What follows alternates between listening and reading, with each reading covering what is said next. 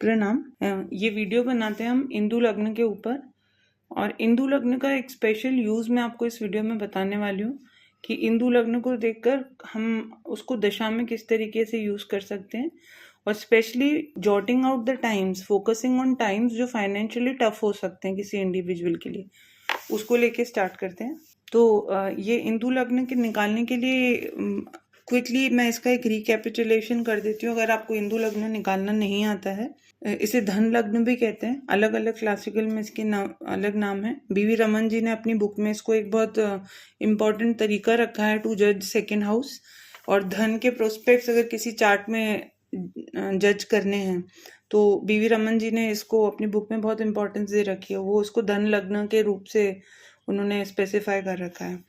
तो ये पॉइंट्स हैं जो ऑलरेडी सेटल्ड गिवन पॉइंट्स होते हैं, इनको कलास में ये पॉइंट दिए जाते हैं। अब इसको निकालना कैसा होता है मैं आपको एक एग्जांपल से बताती हूँ। ये एक चार्ट लेते हैं, एक इंडिविजुअल का चार्ट है। तो सबसे पहले तो लग्न के हिसाब से 9th हाउस का प्लैनेट देखना है, और चंद्र लग्न से भी। तो चंद्र लग्न कुंडली से जो 9th लॉर्ड बनेगा और लग्न कुंडली से जो 9th लॉर्ड बनेगा, उन दोनों के पॉइंट्स जो हमने पीछे टेबल ली उसको लेकर जोड़ देने हैं। तो अभी हम देखते हैं। अब इस कुंडली में 9th लॉर्ड बना जुपिटर, राइट। तो जुपिटर के हमारे पॉइंट्स थे 10। फिर चंद्रमा से मून कुंडली से जो 9th लॉर्ड बना, क्योंकि चंद्रमा वृश्चिक राशि में है तो मून खुद बना यहाँ पे, तो मून के पॉइंट्स थे 16। अब हम इन दोनों पॉइंट्स को ऐड करेंगे, तो 10 + 16 जब हम ऐड करते हैं तो इट कम्स टू 26।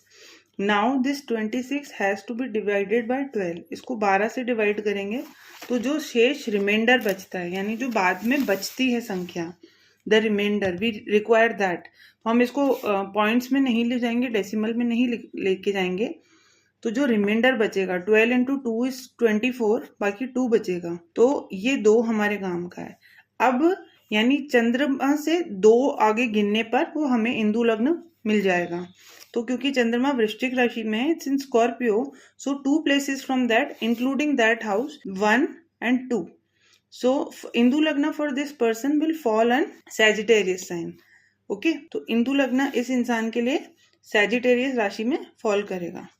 अब हम उसका जो दशा में इंटरप्रिटेशन देख रहे हैं वो मैं आपको बताती हूँ। जब सैजिटेरियस को लग्न बनाया जाएगा ना, तो आप देखेंगे इस चार्ट में जुपिटर और केतु वो इससे 8वें में आ जाएंगे, राइट। इसी चार्ट को अगर हम सैजिटेरियस पे घुमा देंगे तो सैजिटेरियस से 1 2 3 4 5 6 7 8, 8वें में जुपिटर और केतु आ जाएंगे। तो ये वो प्लैनेट्स हैं जो दशा में प्रॉब्लम दे सकते हैं regarding the financial aspect of a individual. तो इस इंडिविजुअल की अभी केतु की दशा स्टार्ट हुई है 2019 में, and he is going through severe problems in financial things. तो ये बहुत सारी टेक्निक से भी हम निकाल सकते हैं, but to come at a precision, कि कहते हैं ना कंफर्मेशन में आने के लिए कि ये दशा पैसे के लिहाज से कैसी रहेगी, उसमें इस पॉइंट का यूज आप जरूर करके देखिए। यानी इंदु लग्न से जो प्लैनेट्स 3 6 8 12 में आ जाते हैं, उनकी दशा में फाइनेंशियल प्रॉब्लम आने की चांसेस बहुत ज़्यादा रहती हैं। तो you can well aware the individual, आप उसको पहले से ही बता सकते हैं कि इस दौरान ये प्रॉब्लम आने की चांसेस रहेगी, तो you be ready around that time. And also एक चीज़ आप देखेंगे, मैं हमेशा मानती हूँ कि एस्ट्रोलॉजी का purpose guidance, it is used as a guiding tool, not to scare people or not to make them go sleepless and that ways. तो द पॉइंट इज कि अगर आप पहले से ही हमें कोई चीज पता है, like we know something coming in the future is holding that for us, तो we'll be more vigilant about that. Isn't that a very important thing in life? So इस चीज को आप देखिएगा। इंदु लग्न से जो 3 6 8 12 में प्लैनेट्स बैठे हैं, उनकी दशा में हमें फाइनेंशियल दिक्कत आने की चांसेस रहेगी। अब इसी चीज को हम एक और चार्ट पे प्रैक्टिस करते हैं। तो ये एक चार्ट है, अगेन कर्क लग्न का चार्ट है। अब देखते हैं इसमें 9th लॉर्ड बना जुपिटर। तो जुपिटर के लिए हमारे पास क्या पॉइंट्स थे? जुपिटर के लिए हमारे पास 10 पॉइंट्स थे। चंद्रमा से अगर देखेंगे तो 9th लॉर्ड अगेन बना जुपिटर, उसके फिर 10 हमने जोड़े, तो 10 + 10 हमने जब जोड़े वी गॉट 20। अब इस 20 को हमें 12 से डिवाइड करना है, तो 12 × 1 = 12, रिमाइंडर बचा 8। तो ये 8 से हमें काम है। अब इस 8 का हम क्या करेंगे, इस 8 से चंद्रमा से 8 घर गिनने पर हमारा इंदु लग्न मिल जाएगा। तो 1 2 3 4 5 6 7 8, यानी वृश्चिक राशि में इनका इंदु लग्न फॉल करता है। ओके, अब जब हम वृश्चिक को लग्न बना के देखेंगे तो वृश्चिक से छठे में सैटर्न और मून बैठे हैं। वृश्चिक राशि से 1 2 3 4 5 6, तो सैटर्न और मून है, ठीक है। और वृश्चिक से 12वें में जुपिटर बैठा है, ठीक है। तो अभी इनकी स्टार्ट हुई है जुपिटर की दशा इन 2017, एंड इस दशा में उनको फाइनेंशियल फॉल होना, डाउनफॉल होना स्टार्ट हो गया है।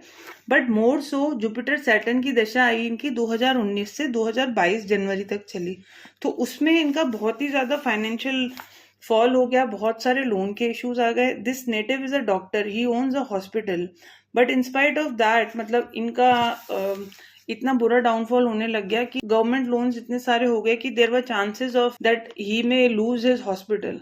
सो this is how you can जज कि ये टाइम क्रिटिकल हो सकता है। जब हम एनालिसिस करते हैं हॉरोस्कोप का, तो इट इज अ ड्यूटी कि हम उनको पहले से अवेयर कर दें कि ये टाइम्स फाइनेंशियली टफ हो सकते हैं, so that you be well prepared for that. So again I'll tell you, the purpose of astrology is never to scare people. It is always there to guide people what is there in store for us, and hence we should use on more tools for confirming events. अगर हमें जैसे financial aspect अगर हमें दिख रहा है कि ये दशा कुछ प्रॉब्लम दे सकती है, तो हमें उसको 2-3 तरीके से वेरीफाई करना चाहिए। इसीलिए मैंने ये कॉन्सेप्ट शेयर किया। मैं अपनी कंसल्टेशंस में इसको काफ़ी यूज़ करती हूँ, एंड स्पेशली अगर आने वाले टाइम में ऐसे किसी प्लैनेट्स की दशा आ रही है जो इंदु लग्न से 3 6 8 12 में जा रहे हैं, तो मैं उनको I keep them well aware कि ये टाइम थोड़ा सा टर्बुलेंस वाला हो सकता है रिगार्डिंग फाइनेंशियल थिंग्स। तो बी रेडी, और आप किसी नए वेंचर को लेकर बहुत ज़्यादा ग्रोथ ना करें, इंस्टेड जो है उसको बचा के रखें, and always develop multiple sources of income और any other ways whereby you can sustain that period. See, that's what हमारा as a astrologer, अगर आप प्रैक्टिस कर रहे हैं एस्ट्रोलॉजी, तो आपका ड्यूटी होता है कि आप अपने क्लाइंट को अपने be a well wisher to them and guide them through the tough times, because किसी का भी लाइफ परमानेंट नहीं होगा and it is always going to have ups and downs. So when you're using astrology, just identify the downs that you're going to have, and when you come back in that up position, जब life की inclining phase पे रहते हैं, तो हम well prepare करके रखें और ऐसे एफर्ट्स डाल के रखें जो हमें बुरे टाइम में हेल्प करें. ठीक है, do practice this and do share your feedback on this, and आप देखिएगा इसके बहुत ही वंडरफुल रिजल्ट्स आते हैं. और अपने चार्ट्स में, अपने आसपास वालों के चार्ट्स में अप्लाई करके and do share your feedback with me. Thank you.